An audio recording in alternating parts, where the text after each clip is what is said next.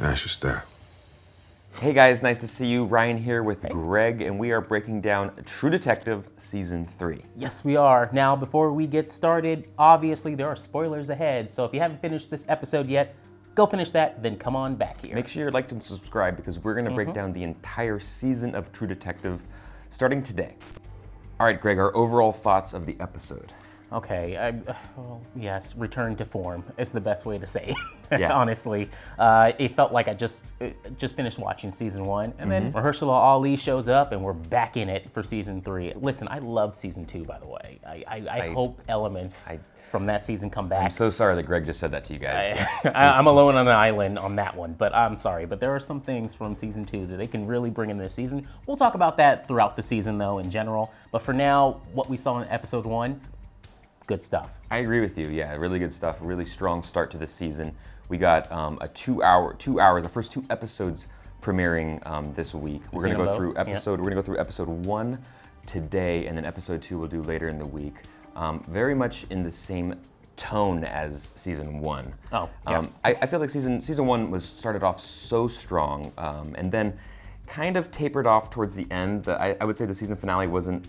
Yeah. A little bit overhyped, but still a very good season of television. And then season 2, for myself at least, it really took a dip. It was a little hangover. I'm sorry, they hit you with too much noir. I'm sorry, Yeah. but that's just what it was. But this one is an excellent start. We're back into we're in the Ozarks, kind of the outside of Fayetteville, Arkansas, Yeah. and it has that same kind of feel as we did back in Louisiana.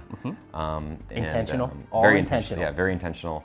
Nick Pizzolatto, obviously, he kind of took some of the feedback and criticism, so to speak, of what happened and the kind of blowback from season 2, and I think that we're going to have a really strong season of television here. Now, episode 1 is titled The Great War in Modern Memory. It's based on a book.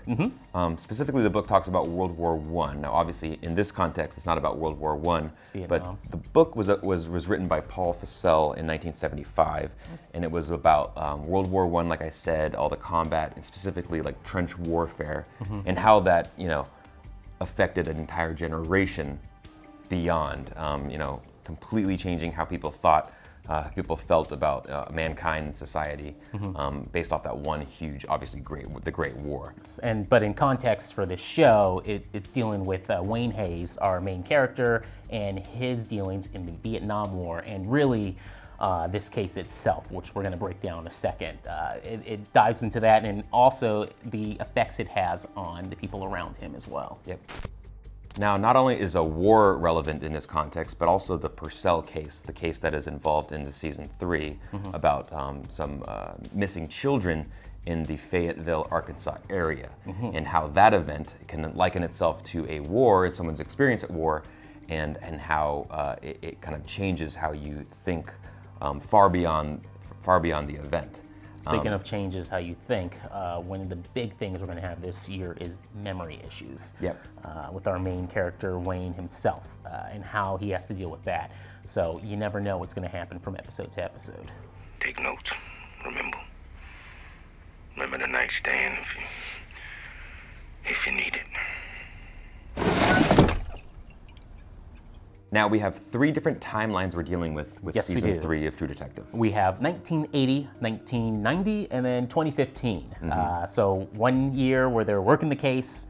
Next year, detectives at their desk jobs now. We're just noticing that in the first 2 episodes. Yep. And 2015, we have an old Wayne Hayes who looks like he's suffering way more from his dementia, Alzheimer's. Yeah. It's really kicking in at this point. So Yeah, and there's uncertainty. He falls farther into uncertainty.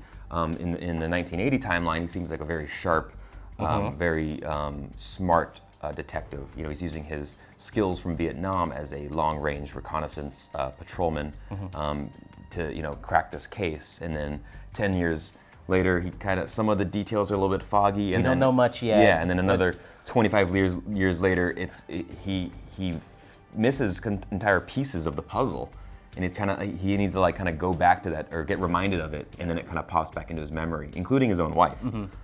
I hope this doesn't turn into a MacGuffin, his memory loss, where it's like the time's ticking here. We got to get to this final clue before it's gone. I really hope they don't have that element to this, but I do like where they're going so far. No, I think this is a very effective way to use the timelines, and it is about literally the disintegration of his memory and how we remember things, and do you really experience it if you don't know what happened to you and all that kind of stuff?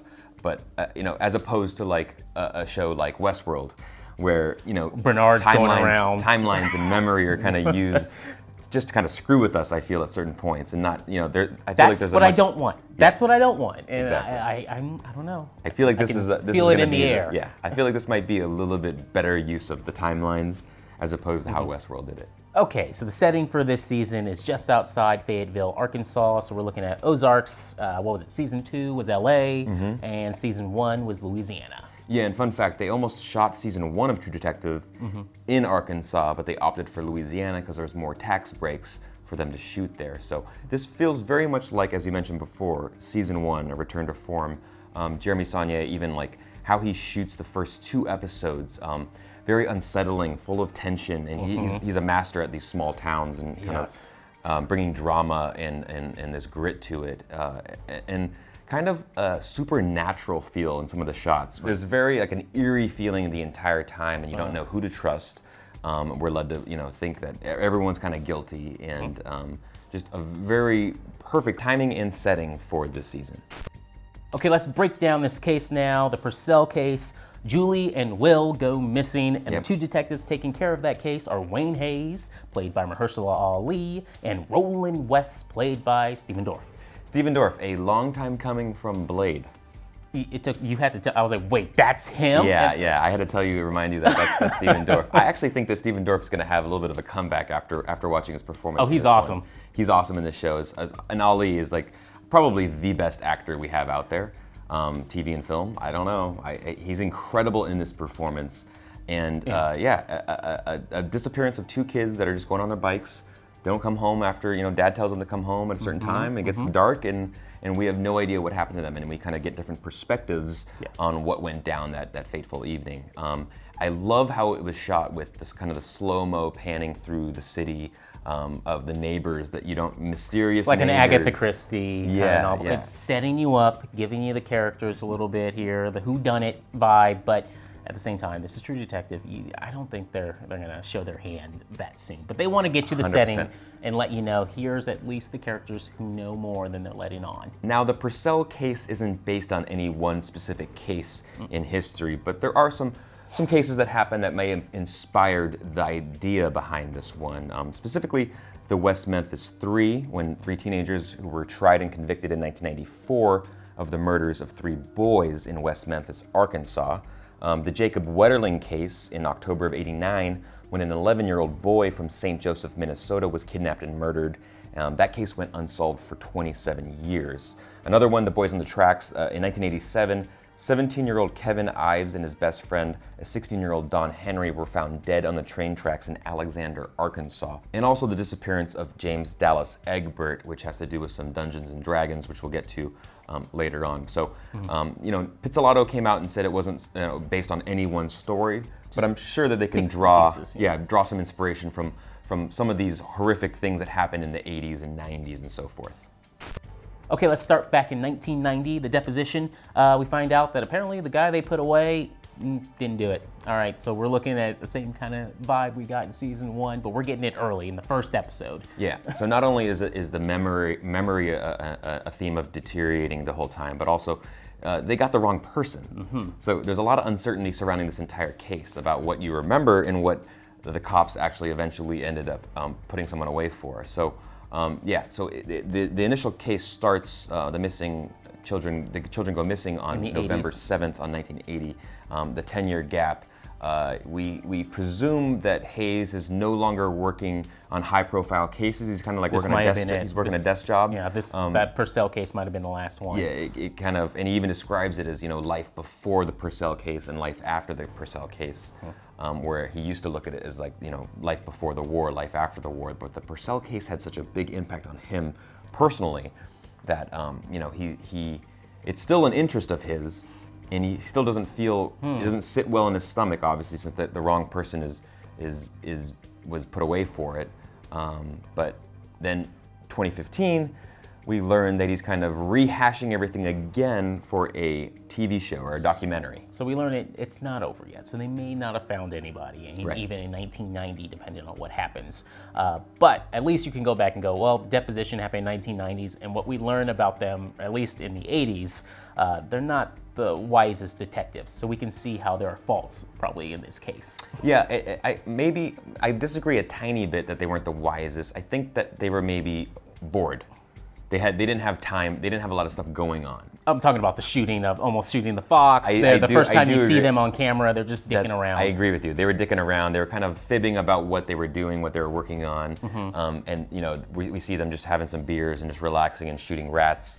Don't think that means that they were poor detectives. Sloppy? They just I think little they could be sloppy. a little sloppy. A little sloppy is one way to look at it, but also I think that, you know, coming back from a war, maybe not the most ideal way to use your skills after doing all that. They kind of came back and it was like what are we doing here? We're just kind of chilling in a Desk parking job. yeah. Maybe we can find somebody to beat the shit out of. Boy, that'd be nice.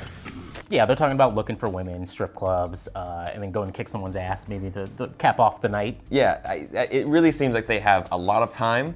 Yeah. And not much things to do with that time to fill up that day. So I think it's more of that than as opposed to them being poor detectives, because as soon as they get the call, we find out that they're pretty effective at their job in terms of what they have to, they know what they have to do. One last thing about 1990 Hayes, though. He gives out this perfect line that you should keep with you for the entire season right here. Never occurred to you he might be lying?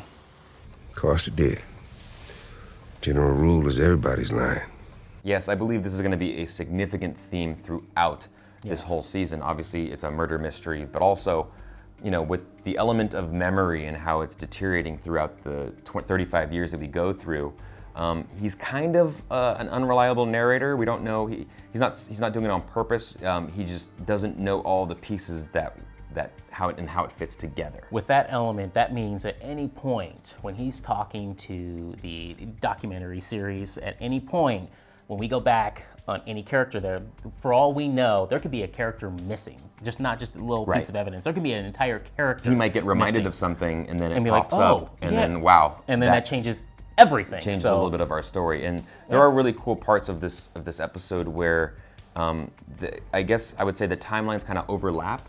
Where you get him saying one thing, but then he pulls out of his memory and kind of into the present. And I liked how that kind of overlapped, kind of just showing the moon exactly there, how, and then it cuts out. Exactly. And that's the light. Yeah, and it shows you how temporary memory is, and what you can kind of hold on to know if it's true.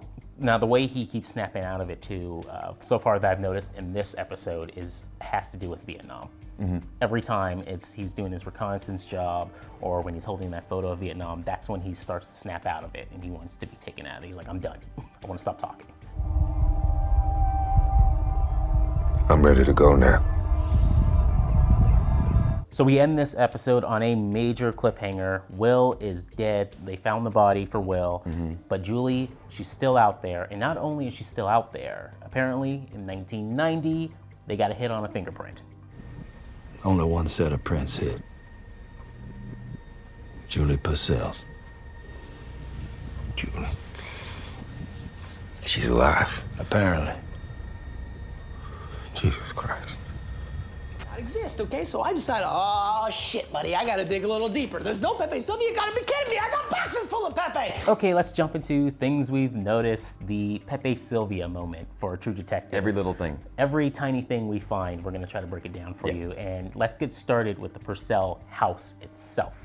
Right from the get-go, you open the front door, what's missing in the middle? You got the two kid photos, and then you got one missing. Missing photo right there. I mean, obviously it could be just a family photo, but if it's just like husband and wife, maybe they took that shit down. But this could be a major clue later on, so keep that in mind. It's obviously there's a missing photo right there. Totally. Now, Julie drew a little picture of her family together at a wedding. Now, again, if any of my SVU Law and Order fans out there, you're looking at all these tiny little details for stuff like this. So you can always put something together. Like the kids, maybe they wanted their family to get back together. Try to stage something. And shit went south very quickly. That's an easy go, but I don't think that's where we're going, but keep that in mind here. The kids got these drawings, and they make a good note of that. They keep that on camera for a second, so we may come back to that. They also, when they're looking through Will's bedroom, a couple books on the counter there. Yes, we got a Dungeons and Dragons book. What's the title of that? The Forest of Lang. Forest of Lang. Yeah. Now I looked this up, and it's not an actual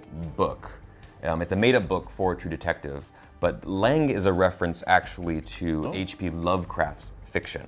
As far back as 1920, you can find that Lang, in his writings, is a fictional plateau. And let me read this to make sure it's correct. He first mentioned and described the aspects of Lang in Celiphae, in which it described how Curenes once barely escaped from the high priest not to be described, which wears a, quote, yellow silken mask over its face and dwells alone in a prehistoric stone monastery on the cold desert plateau of Lang. First of all, I don't know if I pronounced any of that correctly, but it really feels kind of those Yellow King vibes from season 1. And then you get the corn husk dolls in this season with no faces. Just the whole idea, a fun little Easter egg to throw in there. It maybe has no relation to season 1. I don't think we're going to have any Yellow King. I don't think we're going to do anything like that. I think Yellow King's over, but time is a flat circle still. We're just bugs on a rock in a void. Okay, now this links up to the actual real-life case in the 80s with, I got it right here, James Dallas Egbert III. He went missing, Michigan State student in 1980s, and this was all linked back to D&D because at the time, police and everyone found out that he was playing that game. They had no idea what the game was at the time period. They freaked out. And they freaked out. They're like, it has to be the game. Right. They spent so much time playing the game. Oh, they must be devil worshippers, something like that. Yeah.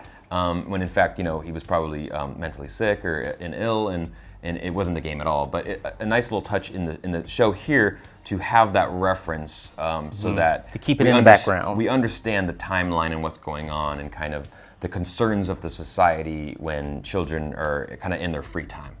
And speaking of teens and their time and how they use it, we got the call out to the Black Sabbath shirt, and so we got the Satanic Panic starting here. Yeah, if you dress a certain way, or you listen to a certain type of music, or you're playing certain video games, or you're reading comic books, all these hobbies and interests that teenagers had at the time, you're presumed to something to be wrong with you, or you're worshiping the devil, and the kind of society kind of overreacted to that and didn't know how to kind of deal with all this free time and how kids and teenagers were spending it. And in the context of this show, 3 teenagers who might not have anything to do with the disappearance of the 2 kids, they're kind of bundled into the suspect list because of what they're wearing. Yeah, right? That's it for now. You listen to Black Sabbath, you must have killed them, which in fact doesn't make you, guilty at all. It's just you're kind of judging a book by its cover and what someone's wearing. Now, it doesn't help that they did flub their story a little bit. Agreed. To the detectives.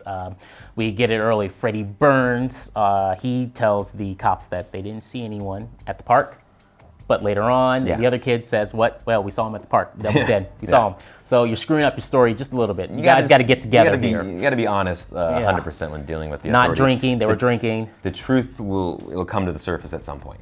Now, a fun little meta moment in the 2015 timeline, the documentary that Hayes is shooting, he's agreed to be interviewed for, is called True Criminal.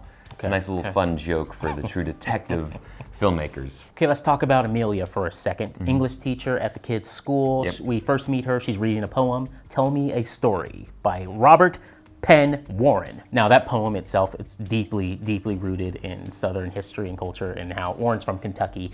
His grandfather would tell him stories of the Civil War. So it feels it's someone who's not happy with change.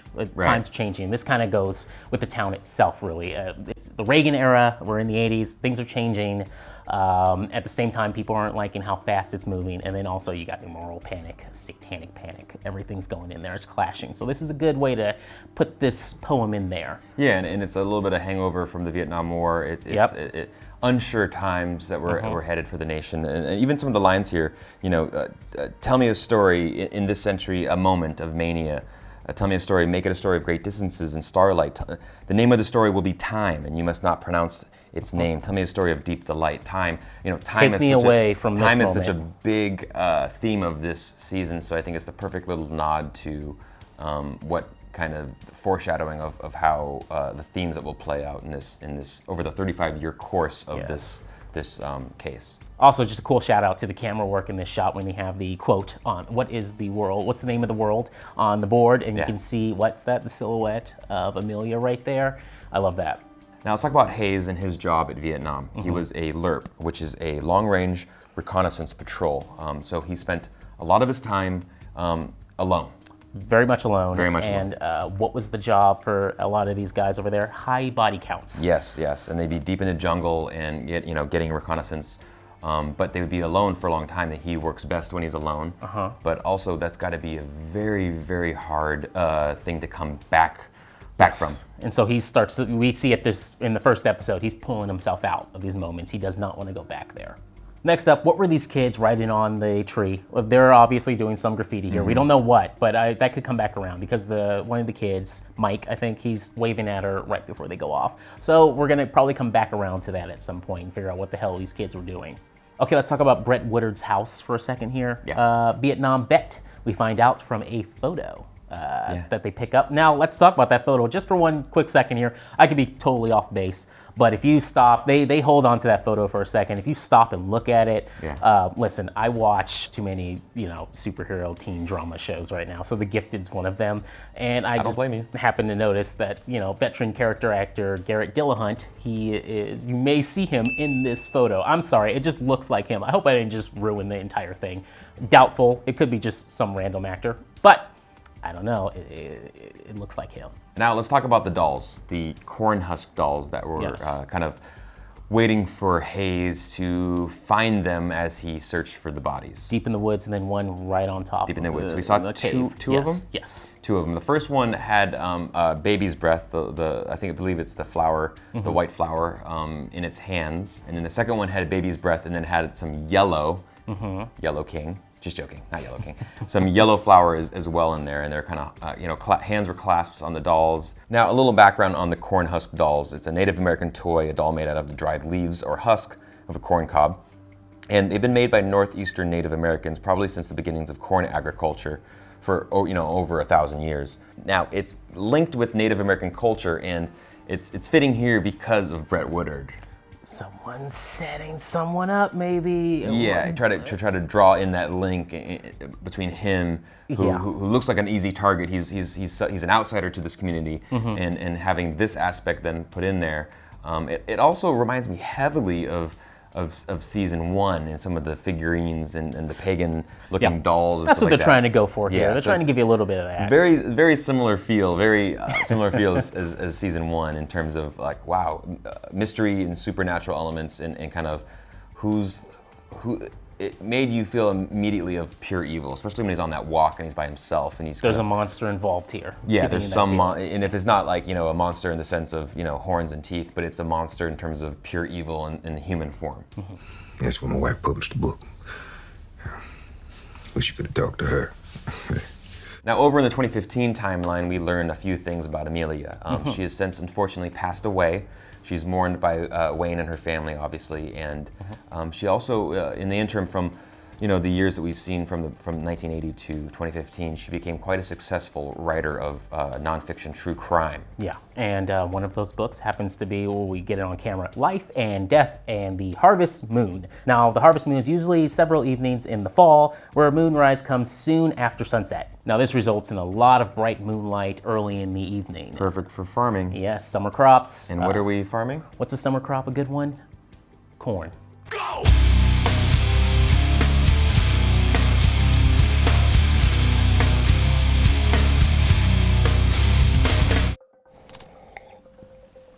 All right, Greg, we are back in the office. It's been a long day. Yeah. Let's talk about the suspects in this case. Let's talk about who done it. Starting with the Purcells. Tom Purcell. Okay, well. The dad. What do you think about Tom Purcell? Remember, everyone's lying at some point. There's something going on here. both parents know more than they're letting on. Yeah. Something could have went south in this It whole does seem plan. that way. Yeah, it definitely does. But at the same time, I don't think he didn't do it. I agree with you. I don't think that he did it. I think that he's really the way that he's affected by the tragedy. It's taking a real toll on him, and obviously there's been problems at home for the marriage. But I don't see him as the type that would plan some elaborate plot to take his kids and all that kind of stuff. He's very certain, though, that they are not at the house. They're gone and they're missing. Not dead. Yes. They are missing. Yes. He does not lose hope. He thinks that they're missing until obviously the very end when we know the at least what happened to Will Purcell. What do we think about his wife, Lucy? They thought she was a suspect for only, 2 minutes? Yeah. Until she stepped in the house. Same thing here, where the only thing I can see with her is, again, marital problems, you have kids, money issues. It seems like a scenario where basically if anything happens between the parents is they may have had a third party involved here and shit went south.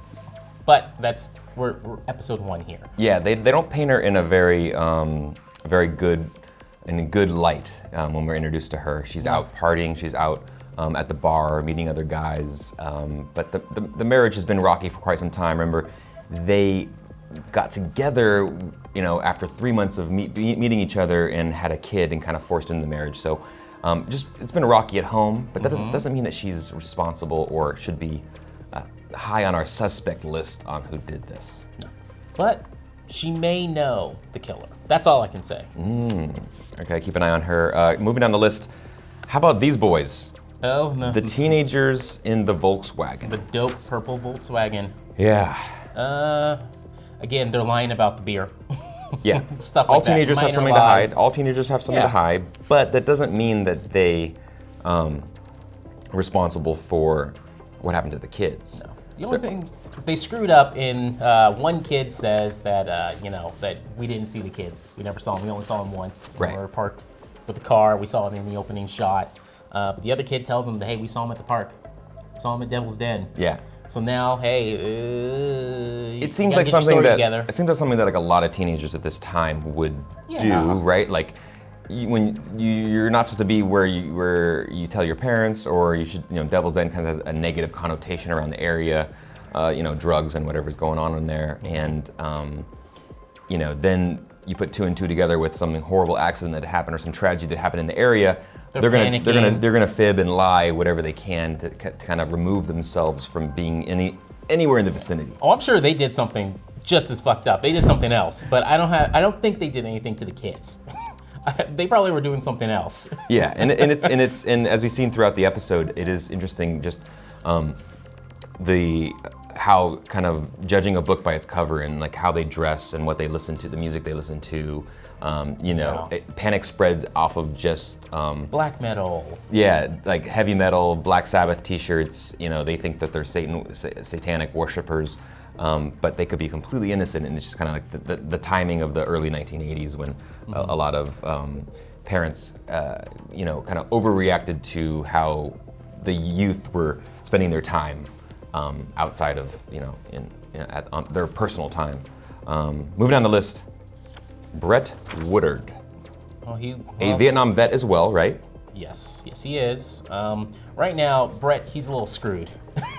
Yeah. With the police, at least. The clues right now will lead to him, even though I don't think he's the guy. Clues are put there for him, and I have a feeling they weren't from him. All right, so Brett might be behind the case, but what about this good boy? The fox that Hayes would not shoot, I would love if the fox was around. When we have the flashback, whenever that happens to what actually happened to the kids, if that fox just shows up and just looking like, oh God, I gotta get the fuck out of here. The fox knows the truth. The fox knows the truth. But in all seriousness, I think, at least for my opinion, I believe that we have not yet met the suspect. I don't think they have the suspect. Yeah, I don't think. I mean, episode 1, the show does like to kind of call back to the beginning and kind of reveal, show us a major twist, and then we find out that, hey, this whole time we knew who it was. But I think episode 1, I don't think that we've yet met that person. hopefully, you know, we will soon get some more clues, and I think they're going to slowly, you know, give that to us. Obviously, there's only 8 episodes, but episode 1 may be a little too soon to reveal the true identity of who that person is.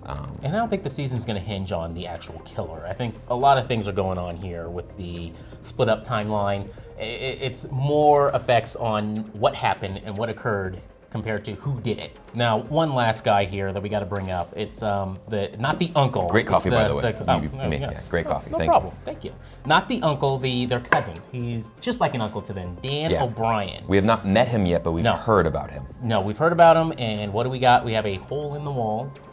Very creepy. Very creepy hole in the wall, and we also have the Playboys under the bed. Yeah, which, you know, Tom Purcell says he has no idea about. Could be the kid. Could be the kid as well. Could be Will.